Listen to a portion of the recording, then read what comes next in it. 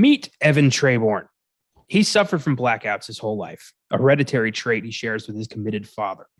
His life is full of horrific events, but he's managed to carve out a promising future for himself as a psych major. But one day, he realizes he has the power to send his mind back in time to rewrite his life. But there are always severe consequences to changing the past. He and everyone he's ever known must always deal with the butterfly effect. I'm Connor Eyzaguirre. I'm Caleb Leger. And this is Filmgazm.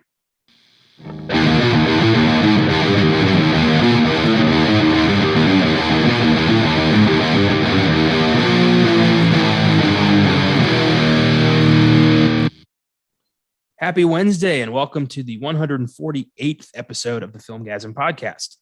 Today we're staying in this super dark, dreary place we walked into last week with The Perfection.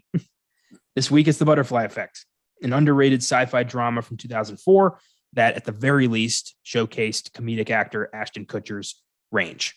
He never really went this dark again. I don't know why. Comedy sells, I guess, for a guy like this. And here we are with this one film that showed his potential. So, Caleb, what is it about The Butterfly Effect that made you bring it to the show? So I actually like a lot of. I remember when I was in. It came out in 2004. Yeah, I was there in elementary or middle school when it came out. I forget. It's hazy as I get older. But this was a movie that was talked about a lot. Actually, like I remember kids seeing it talking about like the really fucked up stuff in it, and I didn't watch it for years. And a friend of the family had like 3 movie collection, and I was like, oh, I want to check it out. So I watched it, and I just like there was just something about this movie. I fell in love with it.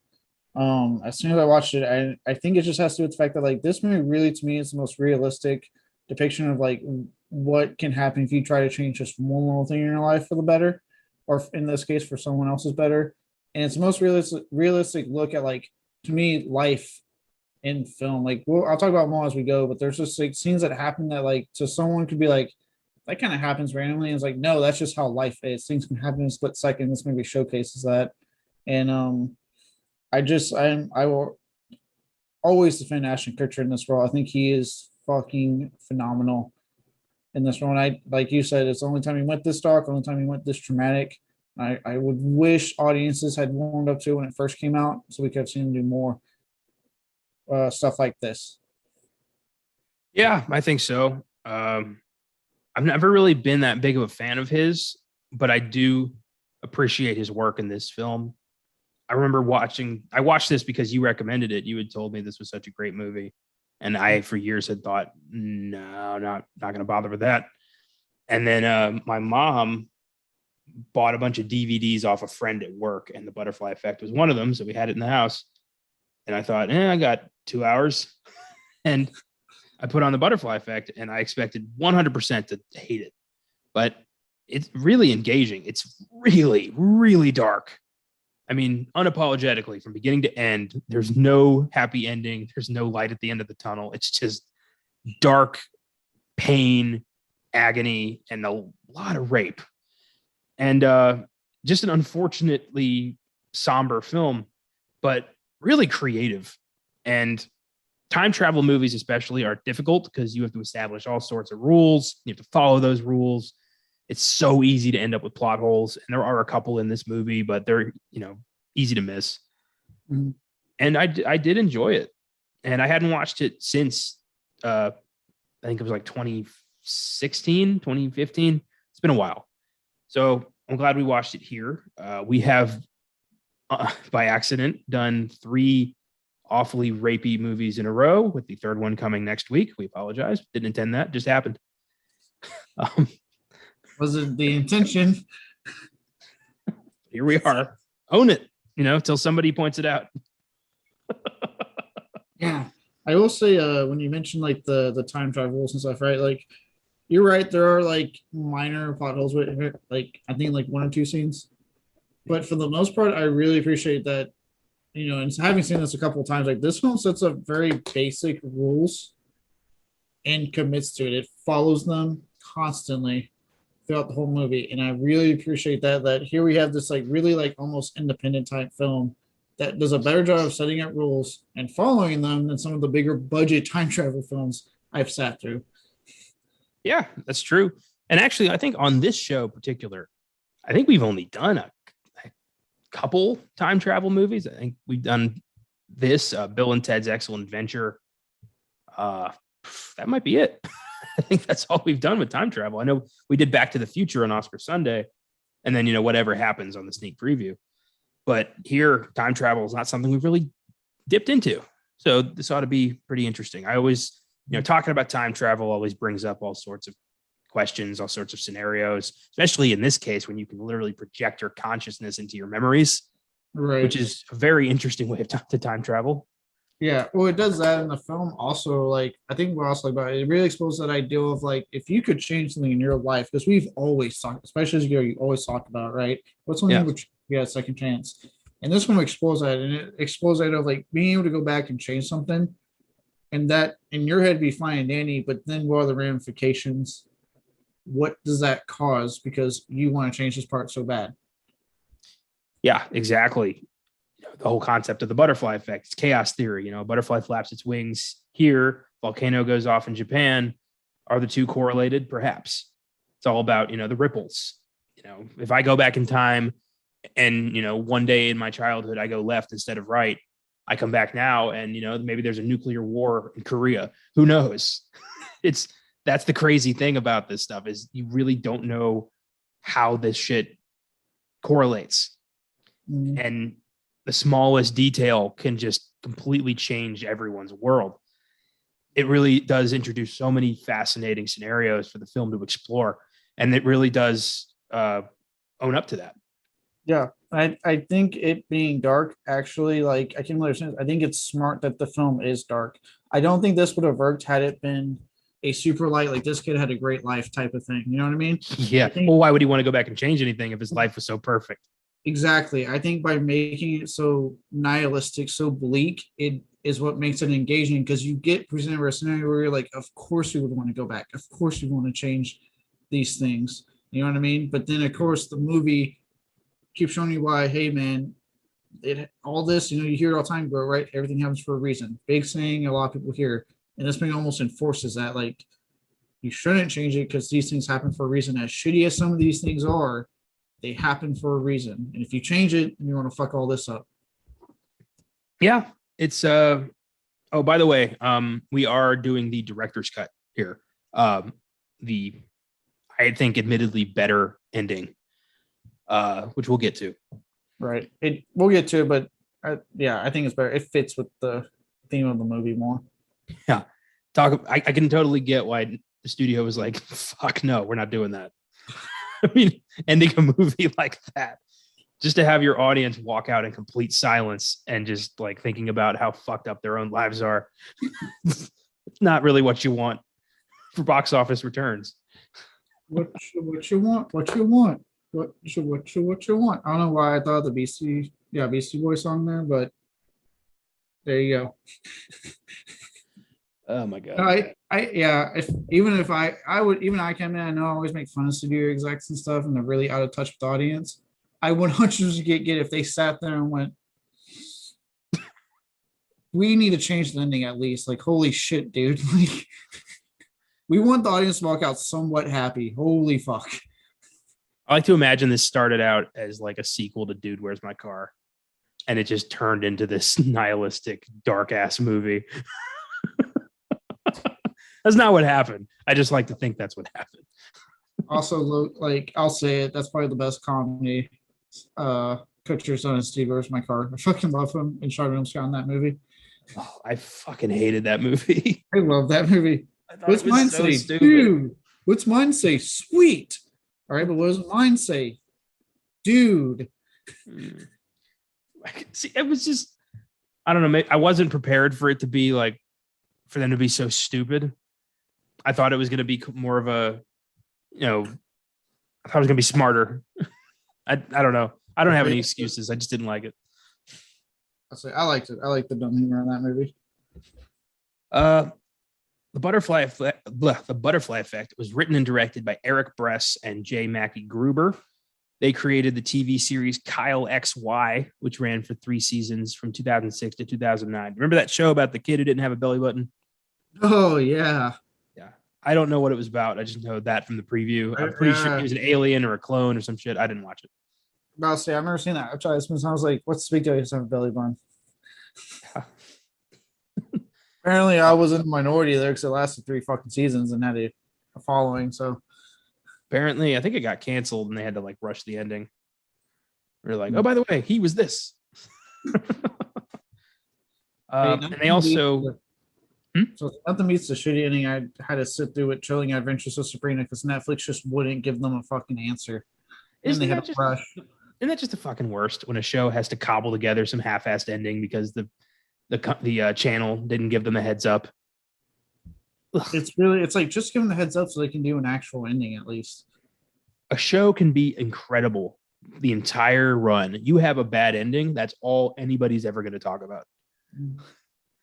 Yeah, luckily Sabrina's going to get corrected. They're doing I think it's called Curse of Sabrina. I forget what it's called, but they're doing a comic continuation to make up for it.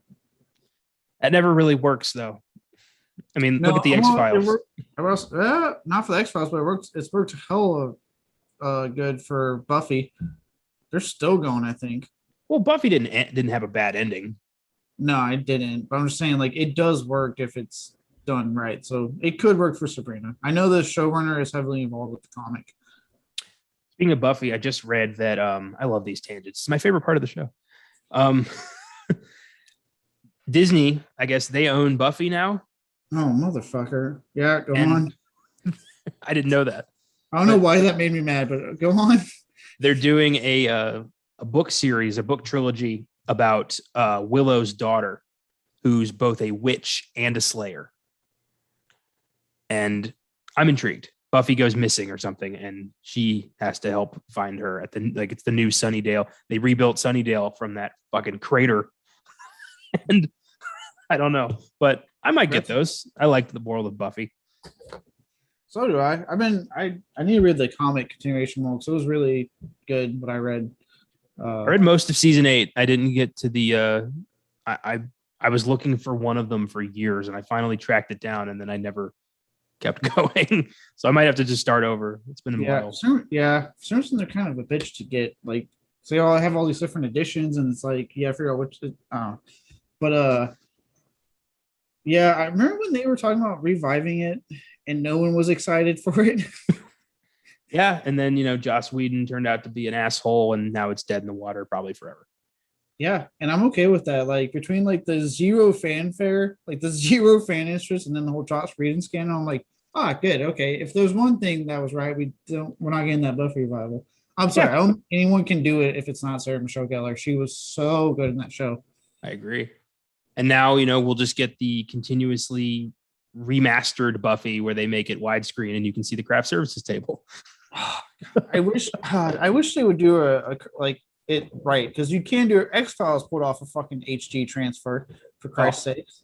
That was beautiful. I remember seeing that for the first time thinking like, is this the same show? This looks gorgeous. Dude, I was watching on Netflix when they did it and I didn't get the heads up that Netflix was like getting it also. So I was watching like I think season 3 or 4 and it just switched to fucking HD and I was like, this wasn't looking that good before. It took me a minute. I was like, what's going on here? And then I had read, oh yeah, they're prepping the Blu-ray and the streamers got the HD copies already to stream. So yeah, it can be done. Just for the reason they fucked up with Buffy, and I'm going to hold out hope because I would love a Buffy Blu-ray set one day. I haven't seen the remastered episodes, but I love the idea that there could be this big emotional moment, and then right off to the side, you see like the key grip grabbing a donut. It's just that image makes me laugh. A really disgruntled PA just flicking everyone off in the background. Just I want to see like Spike gets one of the characters like gets in a fight or gets killed or something, and then in the show they're gone, but in the background you just see them like grabbing a Coke. Like the actor's done for the day, so he's on his way out. Oh, completely ruins the magic. Really does. Turns it into a fucking school play. God, I'm really enjoying my show Buffy, and also seeing the fucking PA in the background having his lunch. Oh my god. I wonder if Angel had the same problem. I don't even think they attempted to do HD on that yet. Oh, well, I wonder what we'll see. Is there's it's not the time, but I fucking love Angel. That there's something about that show that just resonated with me more than Buffy in some cases. I like the first 3 seasons a lot, but then like season 4 was weird as fuck. Yeah, it was. Like I didn't that was a weird storyline. And then 5, like you could tell like 5 would have been better had there been a 6th season. Like that was clearly like a reboot for the show, Yeah. like a status quo reboot, but we never got that 6th season to complement it. So it's also a very weird season to watch. Yeah, I just think the character of Angel is a little bit more compelling than Buffy because, like, I love the idea of a bad guy cursed to be a good guy. Like, that's such a Yeah. cool concept. Yeah. Well, and that show did him wonders because he did get a lot more development on the show. Buffy, like, he had good development, but then there was that weird thing when like season 5 came around and they were pissed off about the merger that was happening. When UPN was becoming WB, the first merger. Now they're CW, in case anyone Yeah. wants to know WB history. um, but like, I guess they got like pissy because like they were trying to like end Buffy, and they were like, no, we want to continue to be a part of the WB as well. And so they like had her die in season 5. So it was like a clear cut ending, but then they still came back for a 6th season. I'm glad they did because 5 is a great ending for Buffy, but no one else gets any closure. Yeah, like, but then I know, like me personally, I think really the only bad seasons like maybe the first one. Even then, I can sit through the first one. Yeah. But like, I can admit that there's a weird quality to season 6 and 7 where it was like I don't think they fully knew what to do because they were just like we were kind of trying to end it, but here we are still with the show. When like the character of Buffy had like been to heaven and pulled out of it, and she was all mentally fucked from that, and so like her soul was fractured, so it wasn't like she didn't have the same pep, like the same lust for life. And then you had Dawn, and she was just the worst. Yeah, she was annoying, and I mean I did like the eventual reveal because I was like, no, we're not going to talk about this sister all of a sudden. And they did the reveal on that, which paid off thankfully. But yeah, her character herself was annoying. Oh, it's been a long time since I got to talk about Buffy. Good times. I don't know. Watching that thing through the first time was a gift. I remember like I binged season 6 almost all in like one night. I stayed up like the entire night because I was so into it. I'm like, holy shit, Dude, these 3 nerds might actually get her. Dude, I remember when I like for years because I would always, everyone, if you know me, would tell people like one first things you know about me is that my number one crush of all time has been Sarah Michelle Gellar because I used to watch Buffy as a kid when my parents watched it and just watched her. I didn't understand what the fuck was going on in the show. They said there was this pretty blonde woman kicking ass. And so when I went to college, my buddy EJ, who pops up randomly in the show, mentioned, he found out, he's like, you should really watch it. It was when I was on Netflix at the time. And he's like, you should really chance it. He goes, I know it's mainly because of your crush, but I think you would like it a lot. And I was like, okay. And I actually decided to just watch it this time. And yeah, I fell in love. I was like, as soon as I got off class, I'd go home and just watch Buffy. Fuck my social life. I wanted to watch Buffy. Personally, I always had a thing for Faith. Eliza Dushku? Yeah. Yeah, she was hot. She was really attractive. Charisma Carpenter was really attractive in both Buffy and Angel, in my opinion. Good times. Good show. I remember I was hesitant to start Angel because my mom was a huge Buffy fan when she was about my age. And I remember as a kid watching her, she had season 2 and 7 on DVD, weirdly. None of the other ones, just 2 and 7. And so she would catch reruns. And I remember the bad guy from season 7, Caleb, like I remember him. And I remembered like a moment where Angel shows up and like punches him. So I knew that was coming. I just didn't know when. And that was like it from the show. So later on, I watched it myself. And I was telling her all the stuff I was seeing. She's like, I remember that. Oh, I remember that too. Oh, did you meet this person yet? Like she was really excited that I was getting to see one of her favorite shows for the first time. And she never watched Angel. She couldn't get into it. So I was like, am I going to like this? And I fucking loved Angel from the first episode. Angel was really good. Like I think it got ended a little too early. It should have definitely gotten 6th season, but I liked it. I think actually one of my favorite Angel moments is actually in Angel, not in Buffy, when he tells Wesley when he goes visit him in the hospital, and he's like, "I'm just waiting right now. This is Angel, non-Angelus." And then he smothers him with the pillows, like, "Fuck, you took my son." that was rough. Because you're used to if he does anything bad, he's Angelus. When he's a completely good-hearted human being or vampire when he's Angel, and then when he tells him like, "This is me right now, not Angelus." My favorite arc was when the Beast showed up to fuck up LA and no one knew anything about him except Angelus. So they had to get him back so he could tell them about the Beast. And just getting to see David Boreanaz be that character again was so creepy and satisfying. He because the build up to Angelus, man, like how he's this big bad vampire that everyone was scared of. I think even Spike was like, "Oh shit."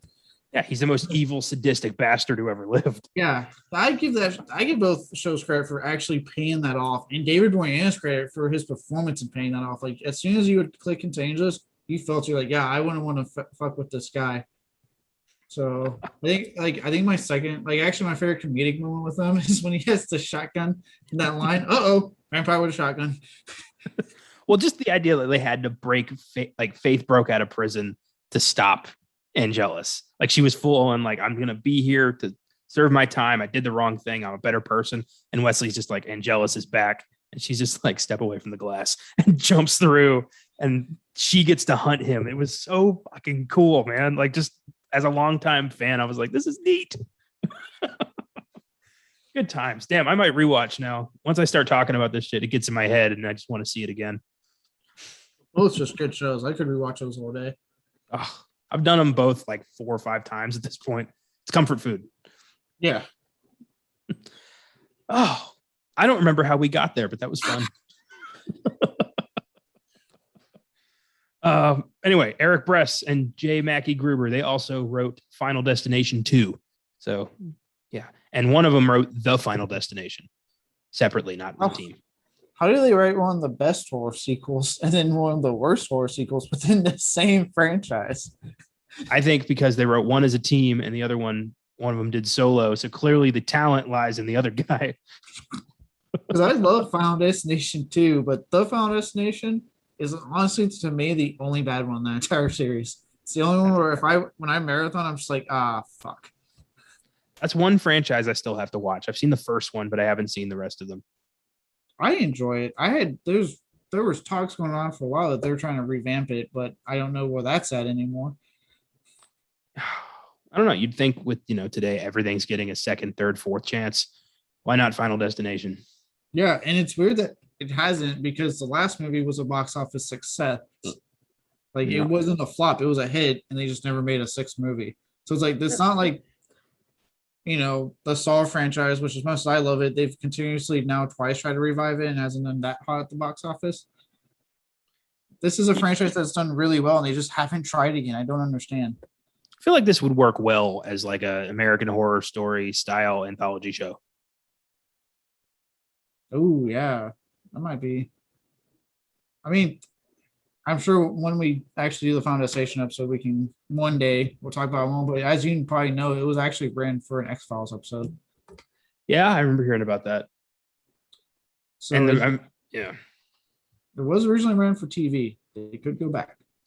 Yeah, or we could just wait till David Gordon Green has some time on his hands because he seems to be the go-to guy for the horror reboot these days. Yeah, he's just reviving everything. Ashton Kutcher stars as Evan Treborn, time traveler. Kutcher became a star thanks to his role as dumbass stoner Michael Kelso on That 70s Show, which I used to watch. It was funny. I've never watched the whole thing, but I caught episodes here and there. It's funny. It's a funny show. I did like him in That 70s Show. He was funny in that show. When he gets to play dumb, I do think he excels with the comedy in that aspect. He's very good at it. But yeah, I like that Semi show. It's a good show.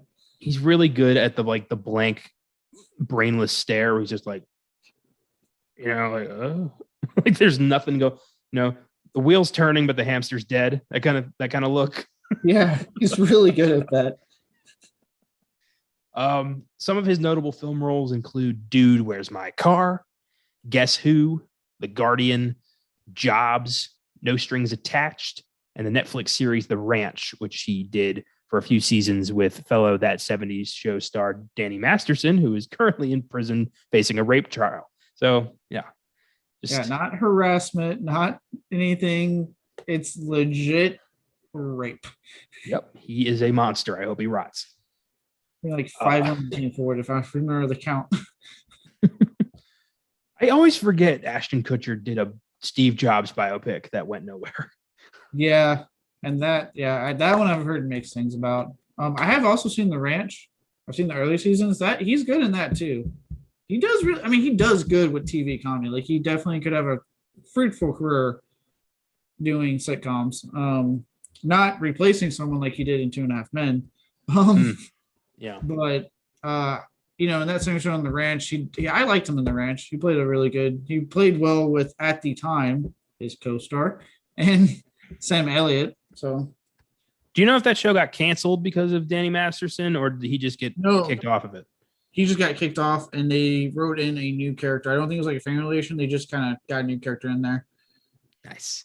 Yeah. Smart. Amy Smart plays Kaylee Miller, the love of Evan's life, who he didn't think about for like 20 years. And then one day realizes, I've loved this woman all my life. Seemed a little forced. Whatever. She's appeared in such films as Just Friends, Rat Race, Road Trip, Mirrors, Crank, and the TV series Stargirl as Barbara Whitmore. I always remembered her from, as a kid, I watched Rat Race a lot. I really liked that movie when I was a kid. The Giggle Guys just did that show that movie, by the way, recently. So check out their episode. It's a hilarious movie, and she just kind of ends up in it. She's not one of the people chosen for the race. She just ends up with Breckin Meyer, and they decide to go after this together. But she starts the movie off as like a cool, collected pilot who takes him over Vegas in a helicopter, and then decides to go by her boyfriend's house to see how he's doing. And he's like getting blown in the pool by the neighbor girl or something. And she freaks out and like flies over them with the helicopter. It's fucking crazy. But she reveals herself to be completely insane. It's a funny movie. Okay. I'm mostly familiar. Before I saw this, I was actually mostly familiar with her with Crank, which probably isn't the best because like her notable scenes that she gets railed by Jason Statham in front of a bus of Asian school children for some reason. Was that in the first or second one? That was in the first one. The second one, she gets railed again by Statham during a horse race. Jesus Christ. Those movies are fucking insane, but they're fun. They are a lot of fun. And besides the scene of her getting plowed by Statham, she's really good in that. I've always like what I've seen her in, I like. She always has like a certain like prison valor that's enjoyable to watch. Yeah. I actually recently watched the first season of Stargirl, and she's really good in it. And I remember when she popped up, I was like, holy shit, it's Amy Smart. I haven't seen her in forever.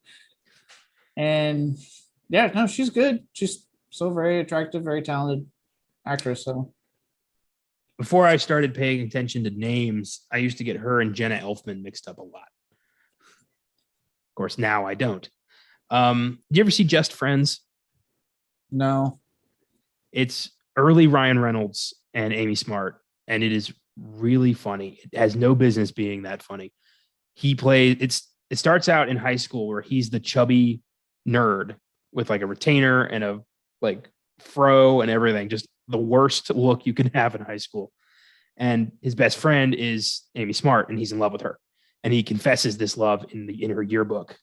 And then some jock asshole finds it at a party and reads it to everybody, and he gets rejected by her. And this rejection leads him to become a like super jacked ladies man later on, where he's like a millionaire who's dating a super high maintenance pop star played by Anna Faris. And he ends up in his old town due to like his plane has to land in a snowstorm, and he ends up back in the old town, and he meets Amy Smart again, and he immediately falls for her again. But now like she's with some douchebag, or no, she's single, but he still can't talk to her. Like he goes right back to being the chubby kid from high school. And it was a really funny, touching movie, and I was surprised how much I liked it. Okay. Yeah, she had a really good run in like the early to mid 2000s. Yeah. Because like, she was kind of like a really, she was very talented. I actually think she's a pretty good actress. But she also like she was very like she's pretty. She's a very beautiful woman. And so she played a lot of those type of roles, but it worked for her. She got her a hell of a career and still going. I mean, she now has a successful show that she's in. So just Stargo's coming back for season 2. Well, I noticed she also does a lot of voices on Robot Chicken, which is cool. I saw her name a lot. I've been binging the show, and I see her name in the credits a lot. Dude, Seth Green gets some amazing fucking names in there. Like Sarah Michelle Gellar pops up on the credits a lot. Yeah, she's played Buffy a few times. I was watching one. I love that Seth MacFarlane plays Santa Claus. Just I don't know why, but that makes me laugh. And there was one where they were like, it was in one of the premiere episodes where they always get canceled the season before, and they have to like figure it out. Well, they go to talk to Seth MacFarlane, and they're like, "Look, it's Seth MacFarlane, creator of American Dad," and he goes, "Whoa, whoa, whoa, please, creator of Family Guy, please." I don't know why. That made me laugh. I remembered that. Robot Chicken's great. I fucking love that show. I still laugh at the Kratos one when they made fun of like, the first 3 God of Wars. They asked like the sex mini game. Now pleasure your lovers. They're all dudes. I know. But I swear it's like Seth Green just grabs all his friends in Hollywood to voice that role. Because always like you see the same names pop up constantly if you like really watch that show. I remember one where it was like Batman had just fought the Joker, and Joker was in court, and he's like, I'm just gonna get off again and do it again. And Mark Hamill was the Joker, which was great. And the judge decided to be harsh and gave him death. Oh yeah, I remember that one. And he's like, "What?" And he's like about to be executed. And he's like, "I want to live. No, I'm sorry." Like he completely panics. It was so dark, but it was really funny. Have you seen the one where the gummy bear has to like bite off his own foot? I'm a happy gummy bear. Oh God, no. Oh my God. I just watched the one where it was Toy Story, but like Andy was in high school, and he like shows up to plow some chick, and they're all like, "What?" And he forgot his bong, so he takes Buzz and like rips his brain out and turns him into a bong, and he ends up like mentally just like freaked out, like fucked up, and Woody's like, "Good night, sweet prince," and smothers him with a pillow. It's like, what the fuck is this? That show gets so dark out of like nowhere. Oh boy, good stuff. The last actor I want to bring up is Eldon Henson, who plays Lenny, the poor, disturbed, accidental baby killer who gets the short end of the stick every single time Evan time travels.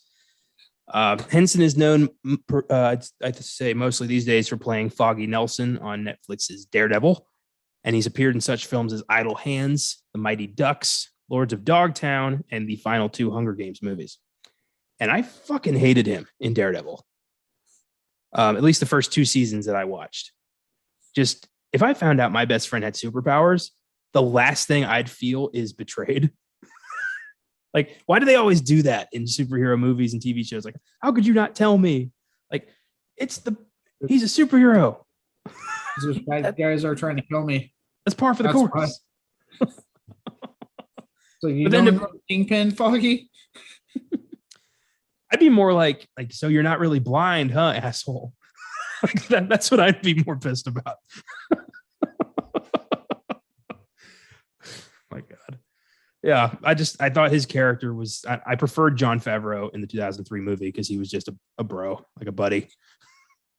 Yeah, I haven't seen either in so long. Like as soon as I got done with season 3 of Daredevil, I have not gone back to it. So I have a soft spot for the 2003 movie. Some about that movie, just I enjoy it. It makes me happy to watch. Maybe because I saw it for the first time when I was 8, and I loved comic book movies. I didn't care if they were good or bad. I loved all of them, and some of them just stuck around. Yeah, I mean, hey, I'm glad you like it. I don't. I think the most I took out from that was like I thought the chick that at the time I did not know her name. I was like, oh, the chick who plays Electra's hot. Kimono teenager, you know. And then I learned her name and I sat through the lecture and went, oh my God, bad. I never did watch Elektra. I did have standards. I don't have standards. I will watch anything and it usually bites me in the ass. I didn't watch Elektra and I didn't watch Catwoman. And I'm very happy about that. I've seen both. I've seen the Bye Bye Man. Ooh, that was bad. You know the guy who did Daredevil, same director as Ghost Rider? That guy should probably stop touching comic books.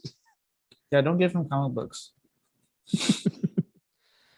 The Butterfly Effect has an IMDb score of 7.6, Rotten Tomatoes score of 33%. Despite being a critical failure, it was a commercial success, grossing 96 million on a budget of 13 million. It spawned 2 direct-to-video sequels and has since been reclaimed as a cult classic. You don't often see a huge disparity like that between IMDb and Rotten Tomatoes. 7.6 versus 33%. It's insane because like everyone I know who's seen it actually really likes it, and it's kind of on me. We'll defend it like, no, this is actually a pretty good movie. And it's funny too, like you say with the critics, like, yeah, they hated it, but when I was doing my own research, like oddly enough, a lot of critics are coming around to it now. Yeah. And saying like maybe we were too harsh on this. I think I firmly believe that what happens is that they just wanted to hate on it because it was Ashton Kutcher. And no one could fathom seeing him in a movie like this. It's crazy, like that so many films fall victim to the bandwagon. That some movies become cool to hate without ever actually watching it. I feel like the Butterfly Effect fell under that. Because I remember for years hearing people say this was dog shit, but then I watched it and I'm like, this is actually pretty good. Like, did anybody actually give this a chance? Yeah, I do the same thing. I remember like I told someone like, oh yeah, I picked up the Butterfly Effect on Blu-ray for like $10. And like, oh, why would you buy that? I'm like, this is a good fucking movie. Like, I don't like. I think there's just like you said, people like to hate on things a lot, even if they haven't seen it. It's kind of like obviously I like using like Nickelback as like the example. Like people hate on them, yet they are so like a commercially successful band. So like, how much do you really hate them, America? Because they're still going strong.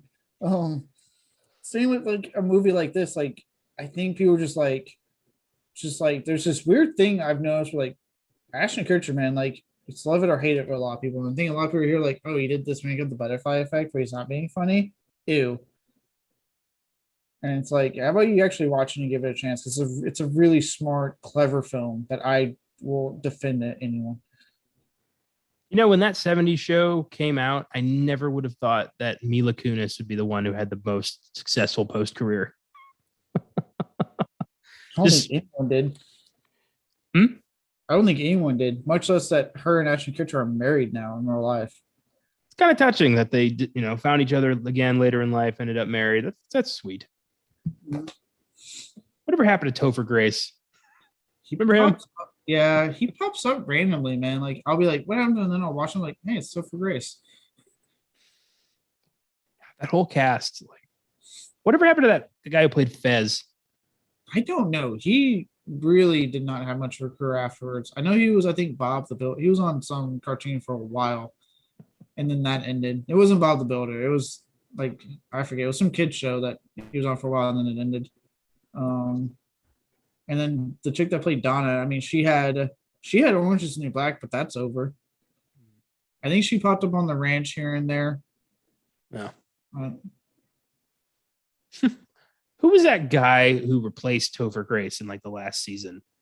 I forget his name, so I've never seen him since then. I don't even know who the hell that guy was. Nobody did. Nobody cared.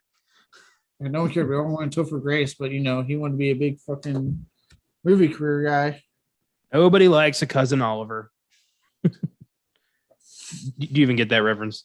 Yeah, no, that's from the Brady Bunch. Good man. 2 points for You you. even get that reference? Wow, wow, little gatekeeper question there, buddy. You gave me a blank stare. What am I supposed to work with? I knew what you were talking about. Oh, so the butterfly effect. Let's finally talk about this movie because we've kind of been talking about Buffy and Robot Chicken the whole time. Um, so right off the bat, the first like 20 minutes to a half hour of this movie are Jesus Christ, like so uncomfortably dark. Yeah, this movie really hammers home that he did not have the best upbringing, and not like his mom was a bad mom. She looked like she was a good mom doing her best. He surrounded himself with some not so great friend. So two friends are fine. One friend. Why would you hang around a fucking psycho like that? I don't know. I think because like you can tell like him, obviously him and Leora have like a thing for each other. I really feel like in that friendship, it's only because that that was her brother, and you probably didn't. I don't think anyone else would have stood for his shit. Yeah, it's rough. So we get to meet Evan and Kaylee and Tommy and Lenny because every group of kids in every movie since the dawn of time has to have a fat kid. And at least one girl and at least one fat kid. That's the rule. I don't make the rules. I just watch them. Them's the rules.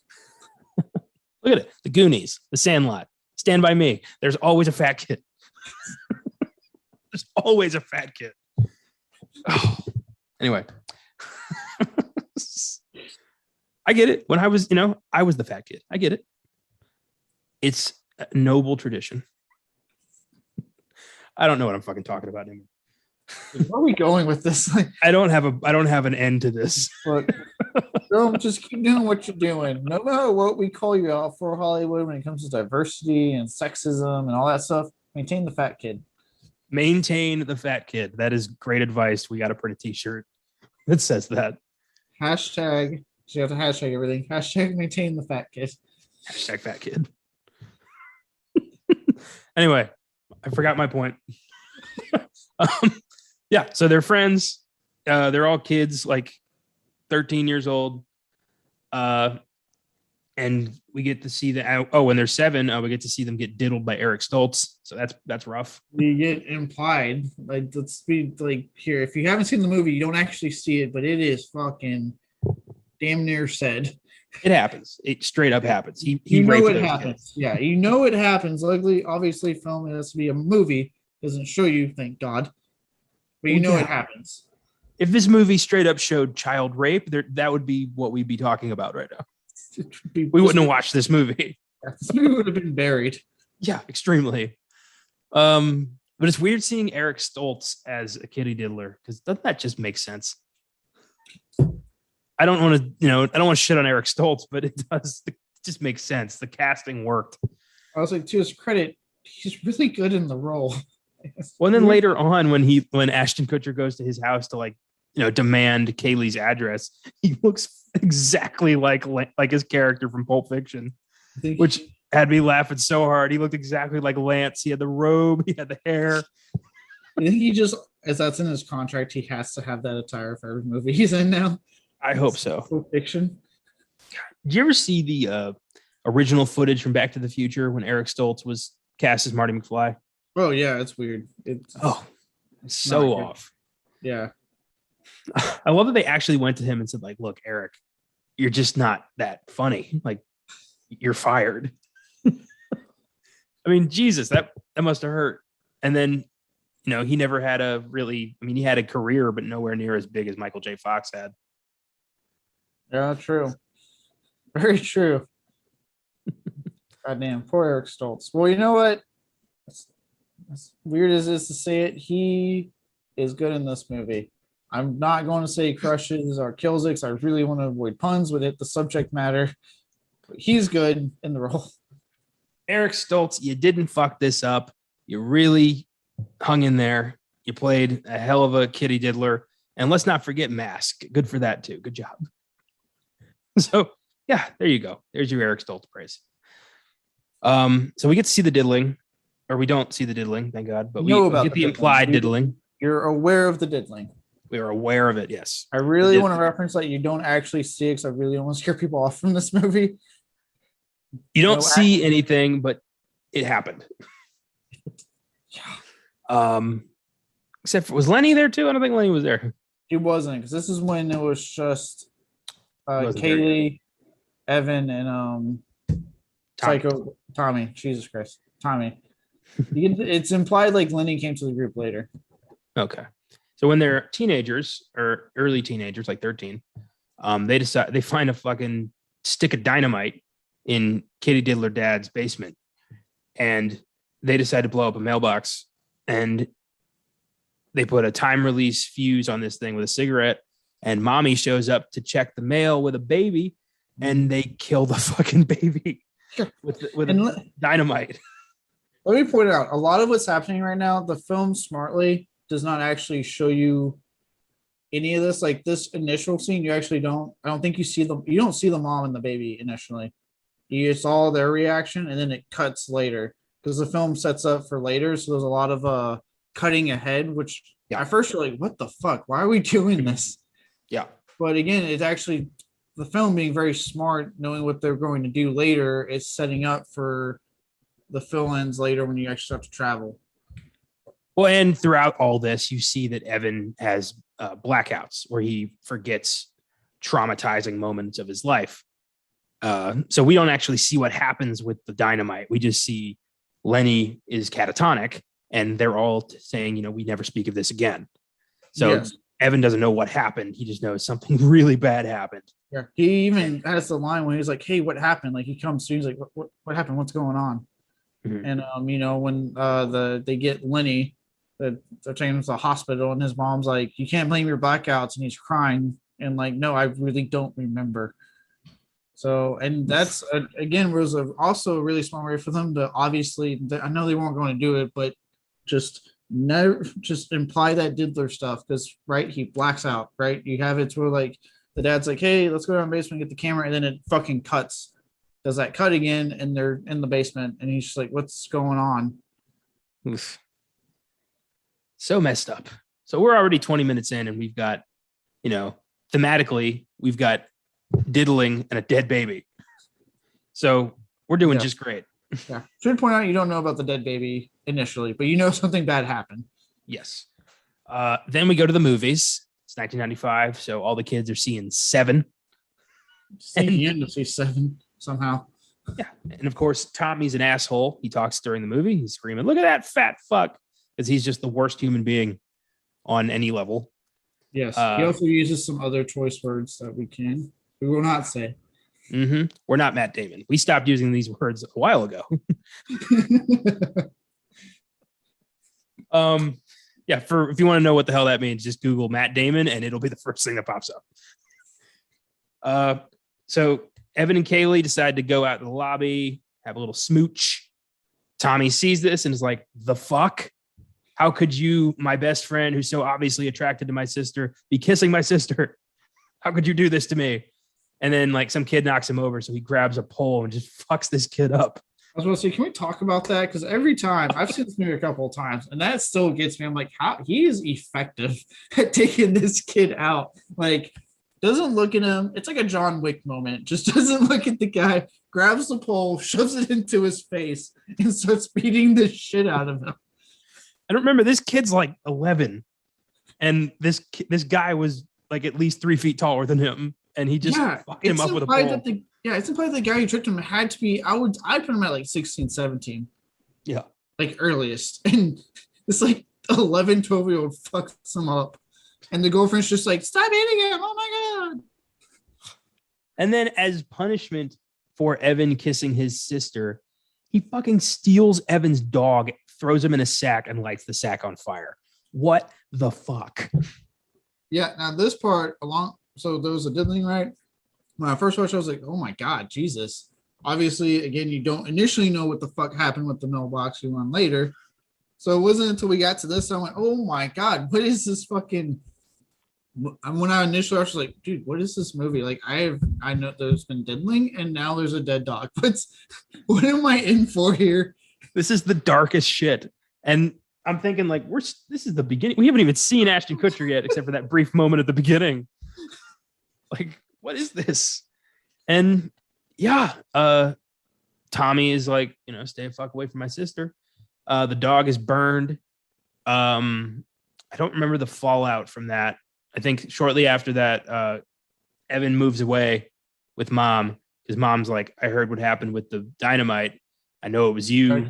It's on the news. Yeah, I know it was you, Evan. You broke my heart.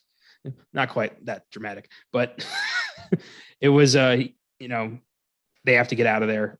Oh, Evan met his dad, who is a committed schizophrenic who tried to strangle him. I was like, yeah, again, the movie being smart doesn't tell you shit. It's setting up. So all you see is him go to meet his dad, and then next thing you know, it cuts to him being choked out by his committed father. You're like, yeah. And again, you're sitting going, oh my God, it's like only 30 minutes in. There's also that scene, that other little scene when Evan's just holding the knife in the kitchen randomly. Mm-hmm. Yep. And you're like, I remember just watching, like, again, it was like this weird mixture of like when I first watched this, going, what the fuck am I watching? And why do I want to keep watching?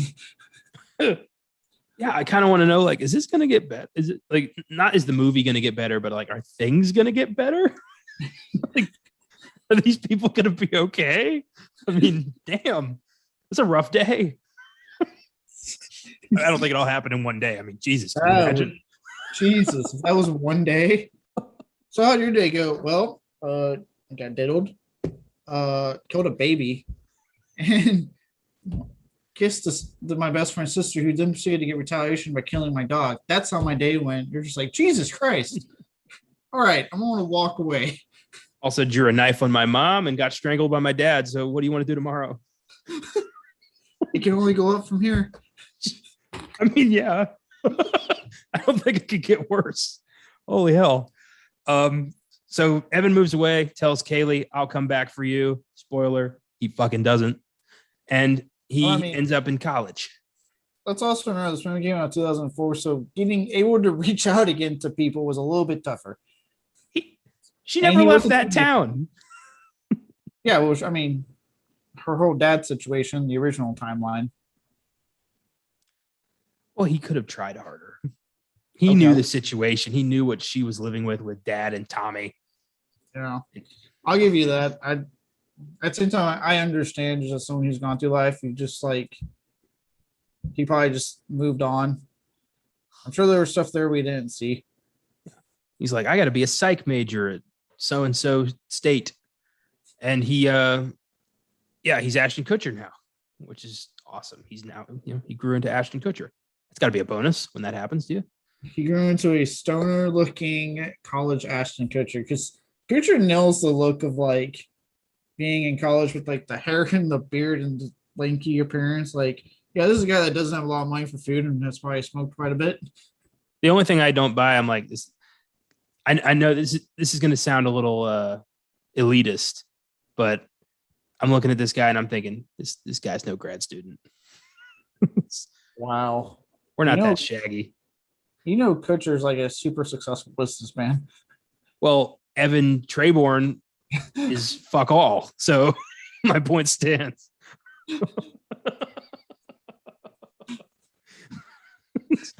I did read that Ashton Kutcher is heavily involved in helping save young women from human trafficking across the world. He's been very involved in that, which is pretty admirable. I do want to point that out. Yeah, from what I know, he's actually a pretty upstanding guy. That's what I hear. Yeah, he's good. I know that Mila Kunis talked him out of going to space recently. Really? Yeah, he was considering it, and she's like, "You have 2 kids. Like, you're not going anywhere." Did you hear they said that their kids will have to work for their own money? They're not trying to give them handouts. Oof. One of them is going to die. Yeah. Well, and they were like, "Are you serious?" And they said they're like, both of us started out with nothing and worked to get what we have. We want our kids to learn the same thing. Which, you know what? I kind of respect that. There's too many rich people that are just like, yeah, have this trust fund so you're fine for life. You don't have to live like the peons. So the fact that they're like, no, you have to like learn how to get your own money. I respect that parody when it comes to rich people. Jackie Chan's the same way. He said that uh, his reasoning was, I earned all of this money. I was a Chinese pop star. I was the most famous martial artist in the world. My kids didn't do shit. They didn't earn a penny of that. I mean, I'm paraphrasing, but it's pretty much what he said. Like, I earned this. This is Jackie Chan's money. They can fuck off. It's pretty much what it is. They're like, look, this is Mila Kunis and Ashton Kutcher's money, and now we're married, so it's our money, but it's not your money. You have to earn your money. Oh my God. I love that. I do. I think that's cool. I'd hate to be their kids, or like, they're going to like super Hollywood, LA 90210 prep school, and everyone else is like, driving daddy's Bentley, and they've got like a $600 clunker that they bought from their like paper route money. Like, aren't your parents Mila Kunis and Ashton Kutcher? And they're like, yeah, they are. Like, no follow up, just like, yeah, I know. That's great. All those kids have like PlayStation 5s. They're having to like tune in every time there's like a stock announcement because they won't get it for them.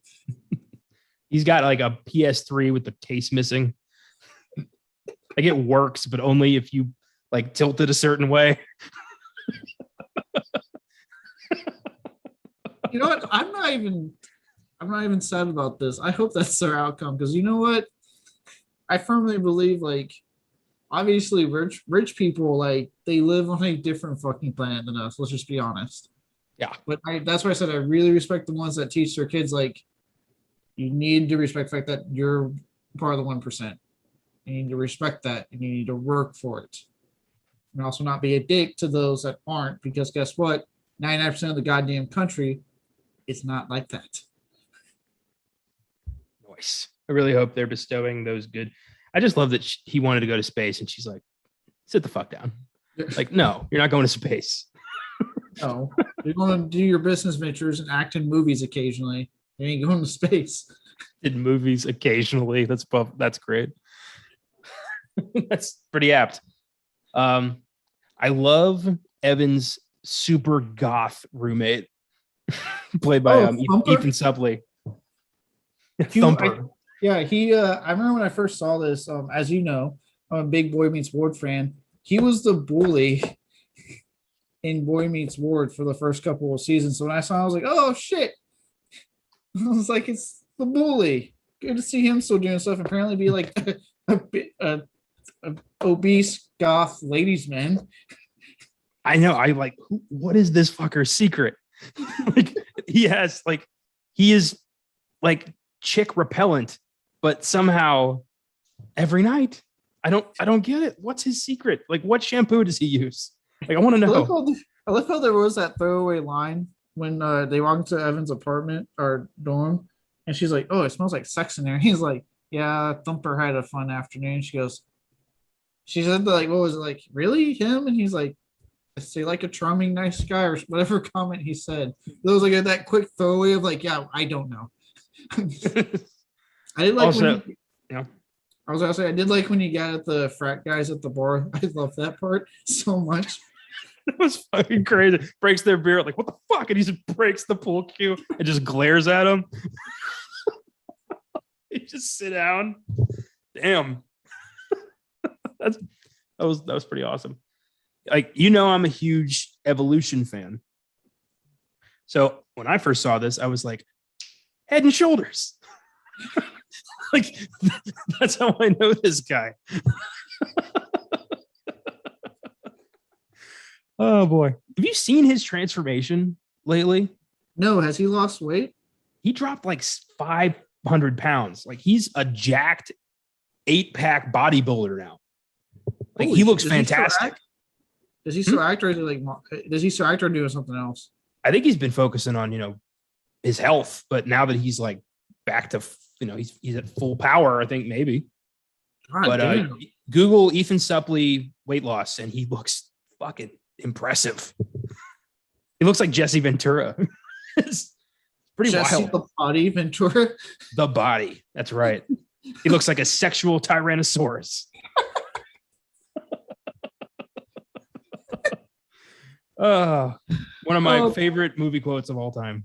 There's another one that's a favorite, but it involves a word I can't say on the podcast. I know exactly what you're talking about. Yeah. In the helicopter, yeah. Bunch of slack jawed. Yeah. Slack jawed around here. It's really funny. Goddamn sexual tyrannosaurus, just like me. I remember watching something. I don't remember who said it, but like when he gets killed, somebody said, like, I guess this is where the sexual tyrannosaurus went extinct. I don't remember what the hell that was from, but it was great. That's good. Oh. Oh boy, we got to get Predator on this show at some point soon. That would be such a fun movie to do. Yeah, I'll wait till I'm like moved in with Josh because that would be a fun one to watch with them and actually probably have all three of us. Oh fuck yeah. Anyway, so Evan, we learned has been keeping journals since he was a kid, and this girl he brings up to his apartment wants him to read from the journals, and he starts reading about the time that psycho kid killed his dog, and she's like, "Keep going, I'm loving this." Like, what the fuck? Look, man, as someone that's now 28 and I've had my stories. If anyone I ever brought over was like, keep reading this super troublesome part of your life to me, I'd be like, get out. No. Well, this is the first time he passes out and revisits the past. And he starts thinking like, holy shit. He does it again later and accidentally burns his chest with a cigarette. And then he goes back to the present and he's got a cigarette burn. So he starts learning like, holy shit, I'm not dreaming. I'm going to the past. Can I change things? I do like when the first time he wakes up and she says like, so it's just, are we still doing this? Like she's clearly still game and he's all like, nah, get the fuck out of here, and just runs out the door. Well, like how long has she been there just waiting for him to wake up? Like it's nighttime now. She was like, this is Ashton Kutcher, guys. Would have been hilarious if like he woke up and she was in bed with Thumper. Like that dude's like sexual magnetism is off the fucking charts. That's his hereditary gift. He's a sexual tyrannosaurus, man. Just damn right. Which, before we go further with this leads to the first of many times that we see the outcome of Lenny, because remember he goes rushing down to go talk to Lenny, and I know he bugged him. We had the thing about how he bugged you in Daredevil. He crushes it in this movie. Oh, I got no issues with the actor whatsoever. It was the character of Foggy Nelson I couldn't stand. He's a great actor. Yeah, and like here he fucking crushes it in every single scene that you have to see his outcome.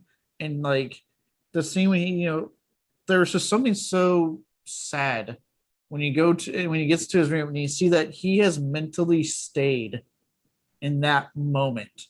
Yeah. He's physically grown, but mentally he hasn't gone past it.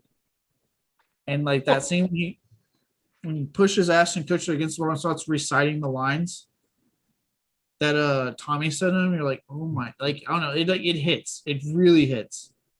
Well, I mean, if you stuck a stick of dynamite in a mailbox and blew up a baby, I would never be able to live with myself. I would mentally shut down.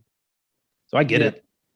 No, I get it, but it's like it really like you saw it again. This to me, along with getting that first kind of like, okay, here we go. This is why he's been blacking out. He can go back. We all start getting the first of many just bleak. Like this is how life has gone for these people since. Yeah.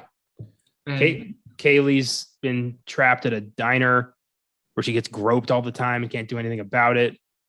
Tommy's in prison. Their lives are just fucked. Evan's the only one who got out. And then again, talking about the Kaylee thing, where I talked about like when I mentioned earlier, this film to me has the most realistic depiction of like life and how things can happen in an instant. That Kaylee scene is actually one of the scenes I was thinking of when I said that, because to a regular person watching a movie, right, it seems kind of weird. Like he goes to meet her, he brings up that old shit, she gets mad, and the next thing he gets the phone call that she killed herself. To anyone else, I'd be like, well, that's a weird movie development, but no, again, to me, it works really well because that's life. It's almost like the movie referencing to, like, really reinforcing that life can be just fucking chaos, and anything can happen in an instant. And one moment you can be talking to someone you haven't talked to in years, and then within the same day, you get a phone call that because you trashed up this old shit, she killed herself. And it, like, again, that with the whole scene with Lenny, it hits, man. It really hits, and you're just like, oh my fucking god. Yeah, I agree with you, man. And it makes sense. She's been repressing this for years. She's been fighting that this happened. And then the guy who said, who she loved comes back years after saying that he was going to come get her, comes back and is there just to ask, like, did your father rape me when I was a kid? Like, what the fuck? I mean, just to drag all that back. And she's probably already fragile enough living with this guy and everything she got to deal with her brother in her life. So this really just was like the straw that broke the camel's back. Oof. Yeah. And again, I know I've been, I defend Ashton Kutcher in this movie and how great he is, along with, Lenny. But Amy Smart, dude, she crushes it just as much in this movie. She is consistently great in like every single scenario they present her in. She is so good. Straight up. So her death is the catalyst for Evan to attempt to change the past for the first time. And he reads the journals. If he can experience a memory that he had blacked out, then he can go visit it again, which is a pretty bitchin' power. Yeah. Would you rather have that or Thumper's sexual magnetism? Because that's clearly a superpower. That's a tough. You know what? Just because I don't want to deal with like the headaches that everyone kept getting, I'd try to go with Thumper's sexual magnetism. Yeah, I'm sure it's the headaches. That's why you want that power. Sure. Don't lie to me. Look, I can go around and say I'm a sexual tyrannosaurus for the rest of my life and it not be a fucking like quote. It's a true thing. Yeah, you can, but should you? I don't know. I will. Good for you. I had that power. I would also, yeah, I don't know. Yeah, okay, I want that. But I'm gonna own it. I want it so I can bang every hot chick I see. I don't give a fuck about headaches. I do. He was getting nosebleeds. Like, Jesus Christ, those looked intense. I'd be more scared about the consequences of, like, yeah, I can make my life better, but whose life am I going to fuck up in the process? I don't know if I'd be able to live with that. Yeah, which, I mean, this movie shows that he can't live with it because every time he goes back, something's worse, and he says it at one point, I'm trying to make it good for everyone. You can't do that. You can't please everybody. In fact, the one outcome that did please everybody, he was in a wheelchair with no arms. Yeah, he had the bad outcome. Yeah. Well, and his mom had cancer. That's why he went back. He was gonna kill himself and just be done with it, but his mom had cancer. That's why he went back again. Oh, anyway, the first time he goes back and ends up in the basement with Eric Stoltz. I love that adult Evan in little kid Evan's body is so funny because he just says like, "Hey, fuck bag," and just threatens him, and it works. He's like, "Okay, I won't do it." Like, he gets really scared of this kid. Yeah, which you could make the argument on this one that this probably wouldn't be enough to stop a fucking gnome diddler. But again, it's effective. It works because you would be freaked out a little bit if like this 7-year-old talked to you like a full-grown adult. Yeah. I'd be like, please stop fucking it out of my house. It's pretty awesome. But also he makes the mistake of saying, and discipline your psycho son. So what he does is he pours all of his anger and resentment and need to diddle into Tommy and turns Tommy into a goddamn even worse psychopath. But Kaylee ends up just fine. And Evan ends up a fucking frat douche in the future. I loved that he's just like wearing yellow and everyone hates him. He's an asshole. I love when he had to do like the pledges and he you could tell he's like not, his heart's just not in it. He's like, and then he had to do the Greek alphabet, which did make me laugh. It was good having that quick little moment of comedic Ashton Kutcher, at least in that one scene when he's doing the Greek alphabet. I loved when he runs into Thumper in the hallway and asked him what time it is. And he's like, what? Forgot your fucking Rolex. Fuck you. Jesus. I think, what was it, frat bro or whatever he said? Yeah, I got him like frat douche or something. Yeah. But him and Kaylee have been together forever. And I love that he does the romantic dinner and she's like, this isn't you. Like, she loved douchey asshole Evan so much. She's like, why aren't you more of a dick like you were? Why aren't you an asshole to people more? Like, I love that she picks up on the he's walking differently, all that. And Tommy shows up to fuck up his car. It's so weird, the resentment he has towards Evan. It's not like Evan did anything to his, like, Evan loves his sister.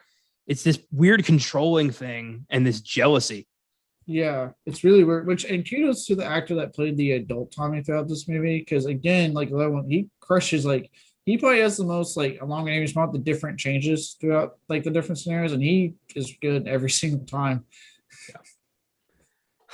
Well, he comes out with a bat and threatens Evan, and Evan is like, I am so tired of this shit, and just channels all of it, all of his hatred, and beats Tommy to death with an aluminum bat. Like, Jesus, that was rough. Yeah, again, another scene that just shows you how like quick life can change, right? Like along that suicide thing, here's finally Evan got it, right? He has a pretty damn good life here. And because he couldn't like put his emotion in check, kills a guy and is sent to prison. Oh my God, prison. This is harsh and really tough to watch. Probably the most difficult part of the movie. Yeah, but there's a shining light in it. Kevin Durant. Yeah, we're gonna talk about that in a minute. Why is Kevin Durant a cholo in this movie? He's one of the best goddamn character actors out there. That's why. They gave him a Mexican mustache and a beanie and said, You're a Latin king now. And look, he played a fucking like Russian in The Strain, for Christ's sakes. I just was like, for a second, they're like, that's not the Blob. It's the Blob. And it was just a weird role for him. I loved it, but it was weird. I did. This was actually in this was one of the scenes I got talked about a lot back on, like, I guess the schoolyard, whatever you would call it when I was in school. But you know the scene when he has to prove it to him? And so he goes back, which granted, this was one of those minor, like, this is a minor thing, like this would have affected a lot more, but whatever. And he like slams his hand on the spike. I remember that was talked about so much in school. Like, people were like, oh my God, it's the scene when he slams his hand. And yeah, it's fucking effective. I remember going, oh my God, Jesus. It's effective, but it's also the most glaring plot hole in the movie, like by a lot. It is the one time where it glares because he doesn't have the headaches or anything. I was like, oh, okay. Which I forgot to mention on the frat thing. I love the scenes when he wakes up and he has to, like, the memories start coming in. Film, I love how the film does that, where it's almost like literal pain, because it's like your brain is now taking everything out that you once knew and forcing this new stuff into you, and it hurts him every time. Well, I love the sound design, the weird like stretching noise they use, like ripping paper, and it's just like you feel that shit. I mean, God, to be flooded with a lifetime of new memories like that has got to be just agony. Yeah, there's no way it feels good because it's all at once, and like his nose is bleeding. It's fucking effective. Like, I love those scenes. They are so effective, and probably the best use of like utilizing memory implant, whatever you want to call it, into someone's head after like they literally changed an entire lifetime's worth of stuff. Yeah, for sure. I saw something similar in a movie I watched about a year ago. I don't remember what the film was, but it had a similar take on new memories being added into the conscious. I got to remember what that was. Well, anyway, for me, the reason the stigmata is the most glaring plot hole is because if he did that, if he goes back in time and stigmatas his hands, Carlos is going to know him as always having those wounds. Mm-hmm. It won't be new to Carlos. So it wouldn't work like that. Yeah, well, like I said, it's established that every little thing changes something, but this time doesn't. And even like at least like that knife scene, which proved to be nothing, like they did at least quickly cover it to cover their bases. There was like no preemptive set for this one. I also love that that's all it took for Carlos to be like, I am loyal to you to the end of time. Like, I will do anything you need me to do. Just name it, Jesus. Just that's all it took. Talk about a fucking ride or die in that instant. Like, all right, I got you. You're mine now. I believe you. Well, and like that scene where Evan goes into the Aryan cell and is like, so what do I have to do to join your gang? I'm like, and he starts dropping slurs, like, oof, hard to watch. Yeah. And he's like, so do I suck your dick now? Or like, he's just very straightforward about it. That's a really tough scene because like just like this movie is like has a really realistic depiction on life. From what I've heard about prison, and I have a buddy, another very good friend of mine that's not a officer, police officer. He worked corrections prior. A lot of what's in this movie is pretty accurate to how it goes down in prison. So it's fucking tough to watch. Even like the little scene when they're messing with him when he gets his drones back, and he almost has that fear like, when the fuck am I getting out of here? And like they take his stoners, like you feel you're like, oh my god, I really want him to get out of this situation. Because holy shit. Well, I mean, he doesn't get out of there unscathed. Like they do rape him. Like when they grab him at night when they bribe the guard. Oh yeah. They snatch him, and then the next scene he's like mopping the floors, clearly distressed. Like they raped him. Yeah. Yeah, he just like a kid, I guess, as an adult, dear God. Also, I wanted to point out, I read this in the trivia. All these scenes were filmed in a real prison, and all the extras were actual prisoners. What the fuck? Yeah. How did that get like okayed? 2004. It was a lawless wasteland. We didn't give a shit about anything. I love that little moment when they're eating, like when they're at chow time and everyone starts just taking all his food, and Carlos just grabs his muffin and gives it to Evan. Like, what's the deal here? Like, is this like, what's with the cholo with a heart of gold? It's a weird thing that I don't know, but it is cool that he just like went to the Aryans with them after he stabbed that guy in the dick. Yeah, I like how he almost forgets to like close the fucking cell. Like you kind of see on his face, he's like, "Oh shit, the cell! Like they can get in here if I don't close it." When he's holding it, like hold fast, like it's hold like, the door, hold the door. That's right. Game of Thrones reference when everyone liked it. Good times. And then from there, Evan goes back in time to, is that when he saves the dog, right? Yes. And tells Lenny, like, you're going to take this sharp thing and you're going to cut the bag open. And Lenny fucking kills Tommy. Like, the shit. And then blames Evan. Like, no, Evan told you to save the dog. You're the psycho who stabbed Tommy in the back. How is that Evan's fault? And I was like, wait, he didn't, he said for the bag. He didn't mean for you to take the damn get out. Jesus. And in this universe, Lenny has been committed his entire life. He's a very angry, bitter man who believes that Evan is responsible for ruining his life. Which is it's a good performance. Again, very good performance when he's like strapped down and he's looking at him and you see the tears come out. He's like, "This should be you." Yeah. Again, really perhaps, good. Yeah, really good.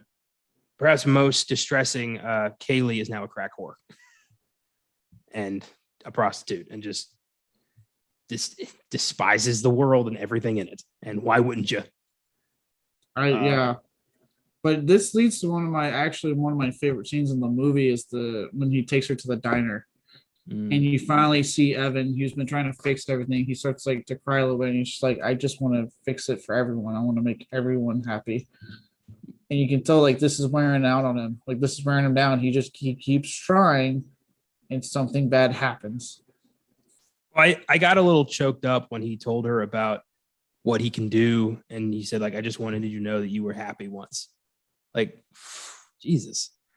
Got me a little bit.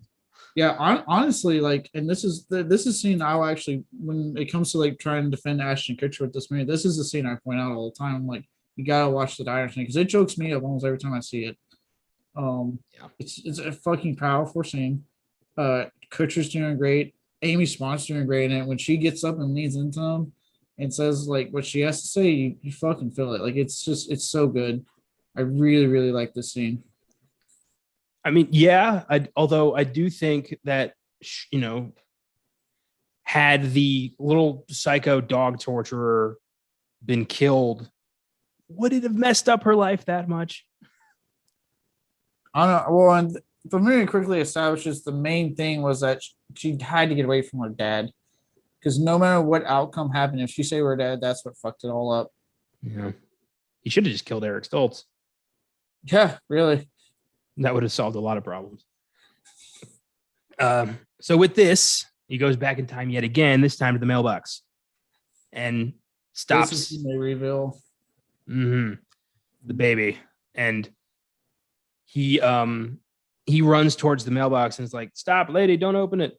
And then Tommy all of a sudden is like, "I'll save you, lady," which was so weird and out of character. Well, I didn't really read it as our character. I read it as him trying to, again, one up Evan. Like, look like the good guy if I do this. You know what I mean? Like he's covering. Good point. I take it back. Yeah, that makes sense. And then Evan, it blows up in his face, and he wakes up paralyzed with no arms. And Lenny is banging Kaylee in the bed next door.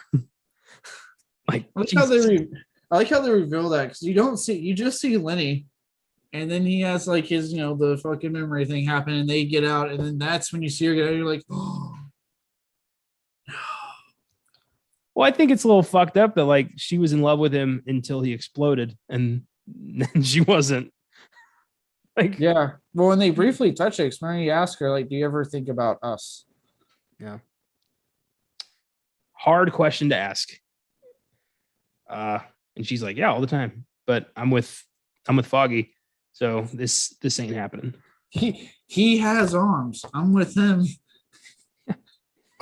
That's basically, yeah, that's kind of what the deal is here. Like nobody's saying it, but that's what's happening. He has arms. He can do things to me that you can't because you don't have arms. Oh, ouch. I mean, he's got nubs. You got to do something with that, right? Well, nub play? Well, I don't know. Oh, God damn it. There's a subgenre of that. I'm not going to get into that on the podcast. There is everything for everybody. I was literally about to be like, no, that's not. And I was like, wait, there is. Yeah. Okay. Yep. I take it back. I don't know. It's just, and then my favorite thing about this universe in particular is Jesus Freak Tommy. I love Jesus Freak Tommy. He's such a good guy. He saves Evan from suicide and is like, I got to help you, man. Like, I love this Tommy. Like, what happened? Like, why couldn't we get more of that Tommy? Yeah, I like how this Tommy, well, and that's what I like. Again, you referenced it earlier, right? So in all their timelines, he does it for like, it's consistent. Evan ends up with a good life, but no one else does. And then here you are, finally, he gets it, right? But it's almost like, again, life being life tells him, you can have a life, absolutely, where they are all happy and living a good life finally, but you won't get that. Mm-hmm. It's like, either you get the one where you're happy, they're not, or you're not happy, but all three of them are. And he was okay with that until he found out about his mom. Like, that's what he went back to stop. Yeah. And at first, because he has that scene, he was getting ready to kill himself. But then Tommy saves him. I did like that line where he's like, I can't even kill myself, right? Like Ashton Kutcher does such a great job at this point when he's selling it. He's just hopeless, done Evan. Like he can't do this anymore. He's trying so fucking hard to make everyone happy, and it always fucks up. I think that's the one where he travels back to his dad and asks him for advice. Like, what do I do? And he's like, you got to stop. You can't keep doing this. And he's like, fuck you. I'll give you a ring when I've fixed everything. Like, a little arrogant. Yeah. And then that's when it's revealed, like, you have to, again, why the director's cut ending works, because then it's clearly said, like, you can end this, you have to kill yourself, basically. You have to end it with you, or else it's going to get passed down to your kid and so on and so forth. Break the cycle. Mm-hmm. So with that, he goes back in time to Diddler, and he's like, guess what, fuck bag? And grabs the dynamite and lights it and ends up blowing Kaylee to pieces. Like, Jesus. And then wakes up committed because he was a child who murdered another child. So he ended up in an asylum. Like, Jesus Christ. And the doctor's telling him, like, there are no journals. You invented them as a way to cope. And he's like, give me my journals. He just panics. Yeah. Again, another great performance moment from Kutcher, though, when he is like clearly just lost it. Like, do not tell, you know what I mean? Like, you can see it in his eyes when they're like, there's no journals. He's like, no. Because, obviously he doesn't want to live a life where he's committed. No one does. But like, you can see the panic, the fear, the hopelessness in that moment in him. Yeah. And then mom gives him the home movies and he locks himself in the office, writes a letter. Like, if anyone's reading this, I fucked up. And the home movies are his way to go to the womb. Mm-hmm. And here's the ending. The studios were like, no way. Because we see a baby commit suicide in the womb. I mean, God damn. Yeah, just wrapped the umbilical cord around his neck and just died. And I felt so bad for mom because this was her fourth stillborn baby.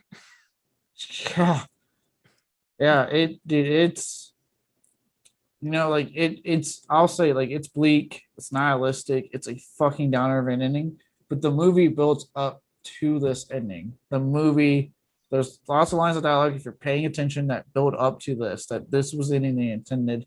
And to me, as dark as it is, it's the most sense that this ending makes. Because it does exactly what he tried to do in that timeline where he had no limbs. Kill himself so that the other kids can have the good life. And sure enough, that's what they got. And they got the good life. And ultimately, this film, I like how I know I'm kind of cutting ahead to like the last shot, but when it blacks out on Kaylee, this film's ultimately about her. Evan's our main character, but the film's about her. Everything he's doing is for her. So the fact that, like, that's how that film's in, showing her happy, getting married, she's had this life.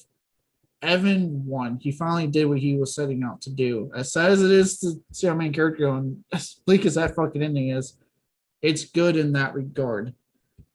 Yeah, the psychic said, like, you have no lifeline, like, you shouldn't exist. And this is the payoff for that. With him dead, Kaylee and Tommy go with their mom. They live a perfect life. Tommy's the valedictorian. Like, Lenny has a good group of friends. The mailbox lady and her baby are fine. Everybody's fine. Mm-hmm. I hope eventually his mom was like able to adopt or something, because oof. Yeah, I think it does show her getting married too, I believe. Like, she finds someone. Come here, I think it briefly showed her. I don't remember. So that's the end of that. Here's some Filmgazm facts. Number 1, Evan's mother makes mention of having previous late-term miscarriages before Evan was finally born. This information does more than just set the stage for the alternate ending in which Evan watches his birth video and strangles himself in the womb. It also adds intrigue as to whether these were natural events or perhaps Evan had siblings who suffered the same fate and decided to end their own lives just before being born. Because this is a hereditary power. Who's to say those children weren't born, found out about this, tried to change things, fucked it all up, and had the same realization that Evan does. Yeah, because it's like, it's implied, like, the only reason she's not with her dad is because he got committed. Yeah. So, like, how many times did they try, you know what I mean, to have a kid? Oof. That's a downer. And if she adopts, then this hereditary thing completely stops. Exactly. Yeah. Oof. Or, has sex with another guy who doesn't have this issue. Oh, yeah, that's right. She could just do that. I forgot about that. Yeah, it's dad's problem. It's not her problem. She needs a different dick. That's what I'm saying here. You got to get some new dick. Clearly, this dick is tainted. You got to get some new one. You got to get a new one. Maybe a couple. Experiment. Have some fun. You deserve it. What's her name? Andrea? Get that dick, Andrea. Get all the dick you want, Andrea. Just not the one that's committed, because that is bad dick. Yeah, that's toxic dick. You don't want that dick. Remember the first episode where it was just me awkwardly talking about The Shining? How far we've come. Can I just say that, like, before we go through the rest of these Filmgazm facts, I'm really happy that somehow this film, as dark as it is, has been somehow a lighthearted episode. Levity. You need some levity, or else we're gonna both blow our fucking brains out at the end of this thing. Number 2, there are 4 alternate endings. Most of them involve Evan and Kaylee having a chance meeting as adults in a timeline where they never knew each other as children. In the first, Evan turns around and talks to Kaylee at the same time. In the second, Evan turns around after Kaylee has already turned around and follows her. The directors referred to this as the happy, sappy stalker ending and said that if the studio had insisted upon it being in the theatrical cut, they'd have publicly distanced themselves from the movie. In the third ending, Kaylee turns around first. So that's a fair statement on that particular ending. That's just stalker behavior. Yeah, straight up. In the third ending, Kaylee turns around first, and then Evan turns around and Kaylee walks away. Evan stands there for a minute, then walks away and does not follow her.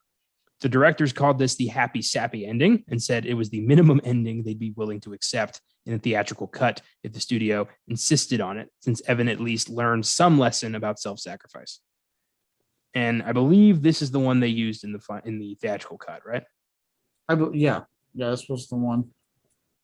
He goes back in time and as a child and says to Kaylee, like, fuck you, get away from me. I'll fucking kill your family. He whispers something that we don't hear, and then like it causes her to not want to stay there. Yeah. I personally like understand where the director's coming from with the studio. Because like I said, I much for the director's cut ending. It just thematically fits with the rest of the movie. Yeah. But at the same time, yeah, I do get where the studio's coming from because it's such a bleak movie. I get where they were kind of like, maybe for a general audience, we don't want them to end on a note of a dead fucking baby in room. But and it's not like, it's really not the worst mandated ending I've seen from a movie by far. Not the worst. Because they meet, they see each other, and then they walk away. So Evan clearly learned the lesson of like, this just isn't meant to be. I'm gonna go about my life. But it also leaves plot holes open. Like he still has that thing. So maybe if he does get with someone different, he's gonna have a kid that's gonna have the power, the power. And then like there's still a lot of things that like don't get properly closed up just for the sake of a happy ending. That whereas the director's cut ending, everything gets wrapped up. Like every possible scenario gets like wrapped up with that ending. Straight up. And the fourth ending is the one we see in the director's cut where Evan goes back to the birth, strangles himself in the womb. This was always a director's preferred ending, but it was deemed by the studio to be too grim for theatrical release. And yeah. So there were 2 sequels. First up, 2006's The Butterfly Effect 2. It follows another guy with the same powers, played by Eric Lively. Erica Durance from Smallville co-stars. You told me you've seen these 2 movies. So how was Butterfly Effect 2? Oh, it was awful. It has like no relation to the first movie. I think they make a quick reference to it in a newspaper for no fucking reason other than just to have it. Yeah, and like I remember the main character, if I recall, the main character was a complete fucking tool bag throughout the goddamn movie. Like the most unlikable main character I think I've ever had to watch. And there's like these like randomly inserted gratuitous sex scenes with them because that's one of the things he goes back to, like, fuck this one hot woman. I don't think it was Erica Durance. So for all you fanboys, I know you're a big into her, Connor. I don't think it was her. I think it was another lady. Curses foiled again. Next up was 2009's The Butterfly Effect 3 Revelations. This time, another guy uses his time travel powers to solve his girlfriend's death. Rachel Miner of Supernatural and Californication co-stars. How was this? It was slightly better than the second one, but still not good. The idea of using it, like, This one kind of sucks as like the Hellraiser of sequels to me, when that like it really could use, like, it didn't need the fucking time travel element. They just put it in there so you could call it Butterfly Effect 3. That's why I call it like the Hellraiser sequel of fucking sequels here. Um at least definitely more interesting. The character's a lot more fucking better to watch. I'll say that. Like the main character way better to watch than the sequels. But it's just like both these sequels just to me, they just completely missed the mark of what the first one's trying to do. And that is, to me, what I always take from the first film, right, that the sequels just do not get, is that, oh, as much as life can suck, everything happens for a reason.